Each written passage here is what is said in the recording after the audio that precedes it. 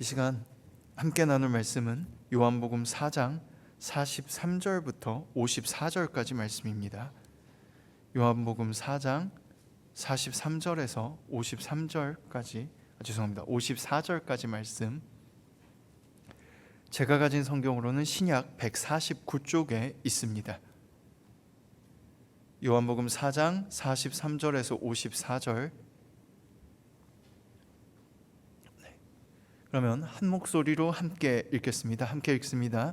이틀이 지남에 예수께서 거기를 떠나 갈릴리로 가시며 친히 증언하시기를 선지자가 고향에서는 높임을 받지 못한다 하시고 갈릴리에 이르심에 갈릴리인들이 그를 영접하니 이는 자기들도 명절에 갔다가 예수께서 명절 중 예루살렘에서 하신 모든 일을 보았음이더라.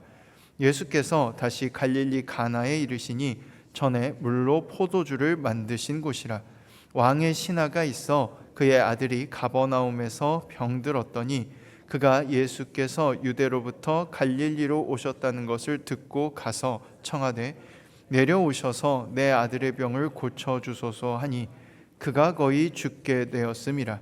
예수께서 이르시되 너희는 표적과 기사를 보지 못하면 도무지 믿지 아니하리라. 신하가 이르되 주여 내 아이가 죽기 전에 내려오소서. 예수께서 이르시되 가라 내 아들이 살아있다 하시니 그 사람이 예수께서 하신 말씀을 믿고 가더니 내려가는 길에서 그 종들이 오다가 만나서 아이가 살아있다 하거늘 그 낫기 시작한 때를 물은즉 어제 7시에 열기가 떨어졌나이다 하는지라.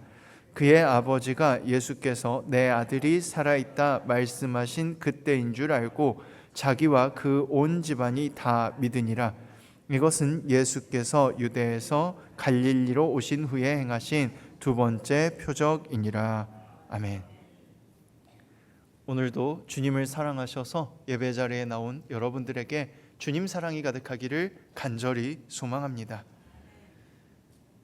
오늘은 믿음에 대한 얘기를 나누려고 합니다. 말씀의 제목은 믿음의 이유입니다. 믿음이 도대체 뭘까요? 우리는 믿음이 뭐기에 여기 이렇게 이 늦은 시간에 모여가지고, 안 그래요? 편하게 집에서 누워서 TV 볼 수도 있고 맛있는 차 한잔 할 수도 있고 아니면 사랑하는 가족들과 얘기 나누고 놀 수도 있는데 뭐 하자고 여기 나와 있을까요? 믿음이 도대체 뭐길래? 이렇게 생각해 보면 조금 답이 나올 겁니다. 왜 믿기 시작하셨습니까? 무슨 일이 있어서 어떤 경험을 했기에 하나님이 살아계시구나, 하나님이 진짜로 나를 사랑해 주시는구나 믿기 시작하셨나요? 오늘 말씀을 보면 그것과 관련된 얘기가 나옵니다. 예수님께서 갈릴리로 오셨습니다. 예루살렘에 계시다가 오는 길에 수가성을 들려서 한 여인을 훈계하시고 그에게 깨달음을 주시고 그의 삶을 바꿔주신 후에 갈릴리로 오셨어요. 그러면서 제자들에게 말합니다. 선지자가 고향에서는 높임을 받지 못한다. 그런데 참 놀랍게도 갈릴리에 들어서는 순간 갈릴리 사람들이 예수님을 영접해 줍니다. 성경은 이렇게 증언합니다. 자기들도 명절에 갔다가 예수께서 명절 중 예루살렘에서 하신 모든 일을 보았음이더라. 요한복음은 예수님이 예루살렘에서 하셨던 일을 앞쪽에 보면 이렇게 증언합니다. 성전을 성결하게 하셨습니다. 가자마자 2장에 보면은 유대인의 유월절이 13절에 유대인의 유월절이 가까운지라 하면서 나오는데 성전 안에 소와 양과 비둘기 파는 자들과 돈 바꾸는 자들을 내어 쫓으시면서 시작합니다. 그리고 나서 요한에게 세례를 받으셨고 성령이 임한 음성을 사람들이 듣습니다. 그리고 별다른 얘기가 나오지 않아요. 그리고 수가성에 들렸다가 갈릴리로 오셨습니다. 그런데 이 다음에 왕의 신하가 예수님이 갈릴리에 오셨다는 소리를 듣고 아들이 아프다고 찾아온 것을 보면 아마도 성경에 요한복음에서 기록하진 않았지만 병자를 치료하는 기적을 보이신 것 같아요. 아마도. 그런데 요한복음이 왜 기록하지 않았을까? 오늘 읽는 말씀을 보면 그것에 대한 얘기가 나오는 거예요. 왕의 신하가 와서 묻습니다. 어떤 신하인지는 나오지 않습니다. 다만 그가 와서 선생님, 내 아들이 죽게 생겼습니다. 내려오셔서 내 아들의 병을 고쳐주십시오. 예수님께서 그 말을 듣고 이렇게 말합니다. 너희는 표적과 기사를 보지 않으면 도무지 믿지 않는다. 그러자 이 사람이 다시 한번 이렇게 말합니다. 주여, 내 아이가 죽기 전에 내려오십시오. 근데 예수님께서 이렇게 말하죠. 가라, 네 아들이 살아있다. 그리고 요한복음은 이렇게 기록합니다. 믿고 가더니 내려가는 길에서 그 종들이 오다가 만나서 아이가 살아있다 하거늘.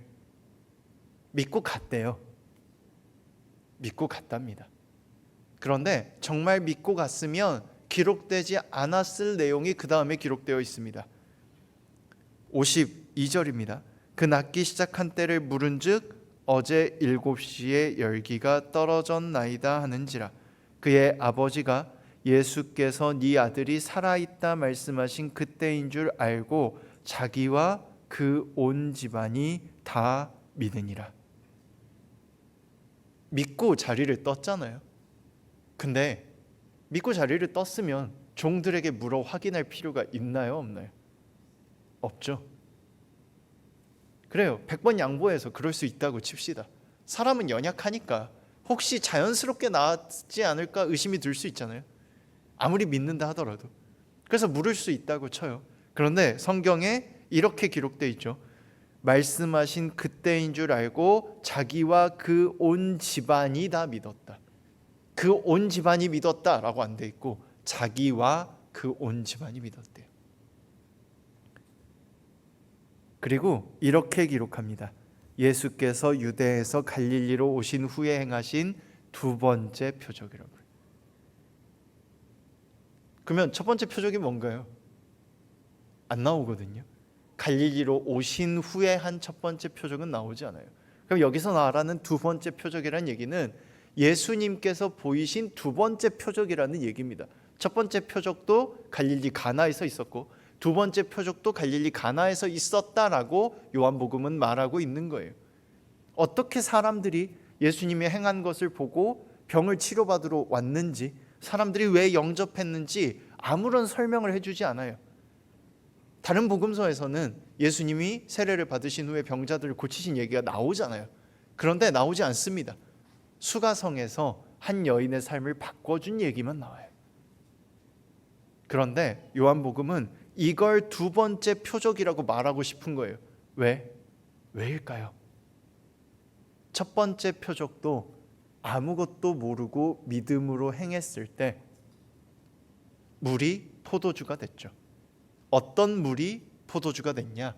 율법을 지키기 위해 손발을 씻는 물, 사람들을 정죄하기 위해서 사용하는 물이 유대인들의 신앙에 따르면 포도나무가 흘린 피가 되어서 나를 살게 하는 포도주, 바로 그 포도나무의 피가 된 겁니다.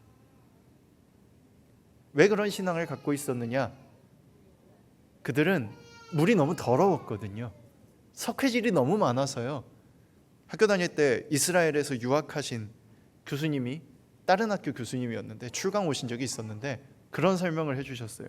세탁조 청소를 일주일에 한 번씩 안 하면 한 달이 지나면 석회가 껴서 세탁기가 고장난답니다. 석회가 너무 많으니까 물을 도저히 그대로 마실 수가 없어요. 그러니까 그 옛날부터 포도주를 만들어서 먹고 맥주를 만들어서 물 대신 먹었던 거예요. 근데 맥주는 먹으면 소변이 너무 많이 나와요. 더 목마를 때가 있어. 그래서 물 대신 쓸 때는 포도주에 물을 타서 잔여물을 가라앉힌 후에 먹었습니다. 그래서 그들에게 포도주는 생명수였어요. 사람을 정죄하는 물이 사람을 살리는 물이 된 기적이 첫 번째 표적이라고 말을 합니다. 그리고 그 기적이 일어난 이유는 아무것도 묻지 않고 시키는 대로 했던 종들 때문이라고 말하고 있어요. 오늘 두 번째 표적이라고 요한복음이 말하고 싶은 이유는 바로 여기 있는 겁니다. 이 사람은 아직 믿지 않아요. 갈릴리 사람들이 영접했지만 그들은 예수님을 아직 믿지 않습니다. 그냥 예루살렘에서 본 그 행위들과 세례를 받으면서 보였던 놀라운 모습을 보고 영접하는 거예요. 혹시나 라는 마음에. 이 사람도, 왕의 신하인 이 사람도 마찬가지입니다. 믿지 않습니다.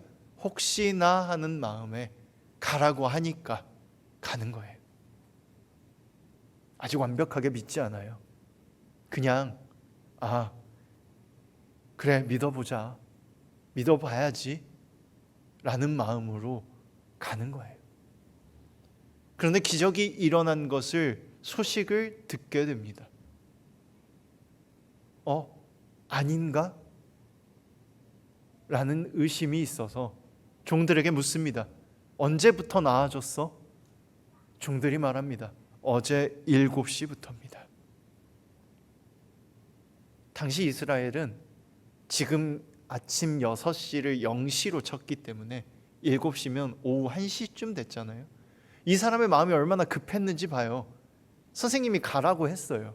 예수님이 가라고 했는데 지금 당장 확인하고 싶은 마음에 그 사막 뜨거운 곳에서 아들을 향해 가는 겁니다. 가장 뜨거운 시간이 곧 다가오는데 그 시간에 정말 혹시 선생님이 말한 대로 진짜 나았나? 라는 생각이 가고 있다가 마주오는 종들을 만난 거예요. 이 종들도 어떤 마음이겠어요? 갑자기 나아지기 시작했잖아요. 빨리 우리 주인에게 알려줘야겠다라는 마음에 열심히 오고 있었던 겁니다. 만나고 소식을 듣고 체험하게 됐습니다. 혹시나 했던 믿음이 이제는 경험으로 바뀌었어요.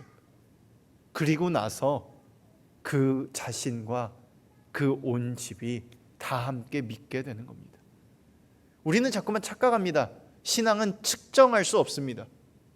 신앙 생활은 측정할 수 있죠. 누가 더 열심히 하고, 누가 더 자주 기도하고, 누가 더 오래 기도하고, 누구의 기도가 더 감동적이고, 누구의 찬양이 더 감동적인지 우리는 신앙 생활은 측정할 수 있습니다. 그러나 그의 믿음이 어떠한지, 그의 신앙이 어떠한지는 우리는 몰라요. 하나님만 아십니다. 잘 믿는 것 같지만 그 행동이 불안과 의심에서 나왔을 수 있어요. 오늘 갈릴리에서 예수님을 영접한 갈릴리 사람들이나 이 왕의 신하처럼 혹시나 하는 마음에, 혹시 아닐까봐 하는 마음에 불안해서 서두르고 더 열심히 했을 수도 있다는 거예요. 그러나 하나님이 함께 계시면, 하나님이 살아계신 것을 느끼고 체험하고 경험하게 되면 그때 비로소 진짜 계시는구나 라고 믿게 되는 겁니다. 믿음은 우리에게 달린 게 아니에요. 그래서 내가 열심히 노력한다고 믿음이 좋아지는 것도 아니고 잘 믿을 수 있는 것도 아니에요. 우리가 믿으려고 하면 늘 불안할 수밖에 없어요. 그래서 우리는 늘 기도해야 하는 거예요. 요한복음이 이 표적을, 분명 예루살렘에서도 기적을 행했을 텐데 이 기적을 두 번째 표적으로 만들고 싶었던 이유가 바로 여기 있는 겁니다. 첫 번째 표적은 아무것도 모르고 행했을 때 구원이 임한 겁니다. 사람을 죽이는 물이 사람을 살리는 물로 바뀐 기적이 일어난 거예요. 두 번째 표적은 지금 아무것도 모르고 불안함에 믿었던 내가 경험함으로 인해서 진짜 계시는구나 하고 확신할 수 있게 변하게 되는 거죠. 진짜 믿음을 갖게 되는 거예요. 하나님이 함께 계심을 알게 되었기 때문에, 하나님이 살아계심을 경험했기 때문에 가능한 겁니다.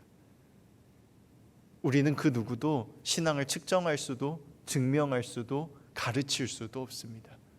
그러나 그럼에도 불구하고 끊임없이 신앙생활은 가르쳐야 하고 신앙생활의 모범을 보여야 합니다. 우리는 인간이기 때문입니다. 하나님을 어제 경험하고 만났어도 내일 불안할 수 있습니다. 사실 예수님의 제자들 얘기가 계속 나오는 이유가 그겁니다. 예수님과 함께 있었고 예수님 곁에서 봤고 끊임없이 기적을 체험했는데 그들은 끝까지 믿지 못합니다. 부활해서 돌아오셔서 만나서 얘기를 나누고 승천하시는 걸 눈앞에서 봤는데도 못 믿고 불안해해요. 모여서 기도만 합니다. 그러다가 성령님이 그곳에 임재하셔서 그들의 마음 안 깊은 곳에 들어왔을 때 그제서야 비로소 믿게 되는 겁니다. 사람들은 말합니다. 12제자가 특별했기에 선택받았다고요. 아니요. 12제자 가운데 3제자가 예수님이 더욱 사랑했기에 그들을 더욱 신경 썼다고요. 그들이 수제자라고요. 아니요.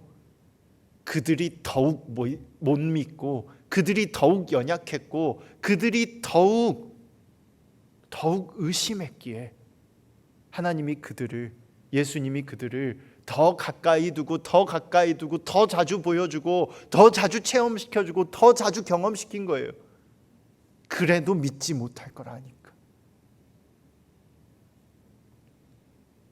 오늘 우리가 주님을 다시 만날 수 있길 원합니다. 늘 우리 곁에 성령님이 함께 계신데, 늘 주님이 우리 곁에 계신데, 우리를 구원해 주신 그 사랑을 늘 우리에게 말씀해 주고 계신데, 여전히 살아계신데 우리는 자꾸만 불안해합니다. 기도할 수 있길 원합니다. 우리 힘으로 되는 게 아님을 고백할 수 있길 원합니다. 자꾸 우리 힘으로 우리도 모르는 사이에 해내려고 하잖아요. 그냥 주님께 맡기면 되는데, 주님께 맡기면 되는데. 물론 친구들하고 얘기하다 보면요, 다른 부교육자들하고 얘기하다 보면 그런 얘기가 나옵니다. 제가 그럽니다. 야, 그냥 주님께 맡겨. 그러면 친구가 이렇게 말합니다. 야, 목사가 받을 복이 뭐 있다고 주님께 맡기면 어떻게 되는지 알잖아. 난 아직 그렇게 힘들기 싫어. 그러면 이렇게 말합니다. 야, 너도 알고 나도 알잖아. 주님께 맡기는 게 제일 편해. 물론 힘들겠지. 목사가 받을 복은 하나님의 복음을 위해서 더 희생하는 거니까요. 더 많은 희생을 해야 되니까. 더 많은 희생을 하게 하시고 그로 인해서 누군가가 하나님을 만나면 그게 목사가 누릴 수 있는 최고의 복이니까 당연히 더 힘들겠죠. 하지만 그게 기뻐서 목사가 된 거잖아요. 얘기하면 이렇게 얘기합니다. 안다니까. 내가 기도 좀만 더 해보고 그 다음에 맡길게. 아직은 좀 더 부목사니까 좀 더 누릴 수 있게 좀 놔둬봐. 나 좀 깨우치려고 좀 하지 마. 이렇게 말을 합니다. 그러면 저는 잘나고 깨우쳐서 그렇게 말할까요? 아니죠. 저도 더 기도해야 하기 때문에 친구들한테 그 얘기를 하는 거죠. 우리 기도하자. 주님 뜻대로 해달라고. 주님 말씀하시면 말씀하신 곳에 가겠다고. 멈추라 하면 멈추겠노라고. 하라 하신 걸 하겠노라고. 내 욕심으로 하지 않고 내 힘으로 하지 않고 주님이 해주셨음을 고백하고 주님을 따르겠노라고 기도하자고 얘기하는 거죠. 우리 기도했으면 좋겠습니다. 우리 힘으로 할 수 없습니다. 심지어 믿는 것조차도 우리 힘으로 할 수 없음을 고백합니다. 주님이 함께 계십니다. 주님이 우리 곁에 계십니다. 우리 기도를 들어주고 계십니다. 만날 수 있기를 소망합니다.